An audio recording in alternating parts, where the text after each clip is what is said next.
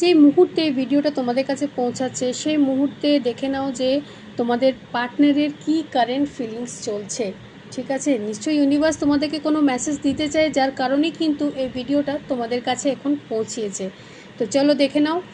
এনার্জিটাকে claim করার জন্য এখানে লিখতে ভুলবে না thank you angel, thank you universe. তার কারণ হচ্ছে মেসেজটা কিন্তু ইউনিভার্সের দিক থেকে এসেছে।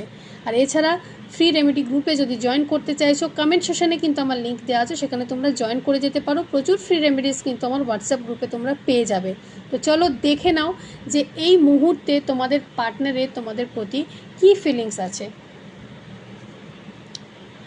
দেখো, partner is full of ego. এই মুহূর্তে পার্টনারের মধ্যে কিন্তু ভীষণ একটা ইগোইস্টিক ব্যাপার দেখছি। ঠিক আছে, সব কিছু নিয়ে একটা ইগো, একটা রেগে যাওয়া, একটা ডমিনেটিং নেচার কিন্তু দেখা যাচ্ছে এই মুহূর্তে।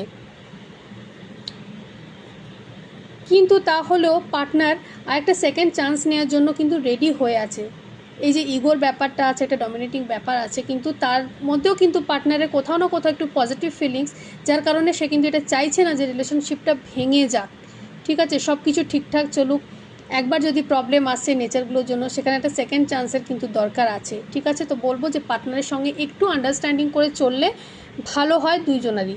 ঠিক আছে, তো চলো ভিডিওটা যদি ভালো লাগে তো শেয়ার করে দিও। আবার একটা কথা বলছি, এনার্জিটাকে কিন্তু ক্লেম করতে ভুলো না। হরে কৃষ্ণ।